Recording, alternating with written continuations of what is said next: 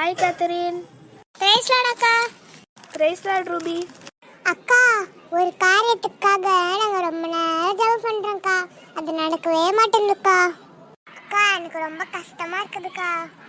நாங்கள் கூட சில காரியத்துக்கு ஜெபம் பண்ணுறோம்க்கா. நாங்களும் ஜெபம் பண்ணிட்டு தான் இருக்கோம் டெய்லியும். வேதம் என்ன சொல்லுதுன்னா, சோர்ந்து போகாமல் எப்பொழுதும் ஜெபம் பண்ண வேண்டும். லூக்கா 18:1 சொல்கிறது. அது தொடர்ந்து 2வது வசனத்துல ஒரு உவமை இருக்கிறது.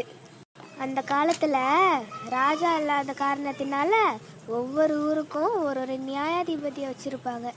நியாயாதிபதினா யாருக்கா? அந்த காலத்துல எதனா சண்டை பிரச்சனைனா நியாயாதிபதி கிட்ட தான் போவாங்க. அந்த காலத்துல கோர்ட்டோ இல்ல போலீஸ் ஸ்டேஷனோ கிடையாதுல்ல, அவர் தான் நியாயம் விசாரிப்பாரு. அப்படியாக்கா? ஆனா இந்த நியாயாதிபதியோ கடவுளுக்கும் பயப்பட மாட்டான், மனுஷரையும் மதிக்க மாட்டான். அப்ப எப்படிக்கா ஒரு நியாயம் தீர்ப்பாரு? ஆமா கேத்ரின், இந்த நியாயாதிபதி கிட்ட ஒரு விதவை ஒரு நியாயத்துக்காக தினமும் போய் நியாயத்தை கேட்பாங்க. அவனும் இவங்களை மதிக்கவே மாட்டான். சரி விசாரிக்கிற, உங்களுக்கு நீதி செய்யற அப்படின்னு சொல்ல மாட்டான் இவன். ஆனாலும் அந்த விதவை தொடர்ந்து அவர்கிட்ட போய் கேட்டுக்கிட்டே இருந்தாங்க.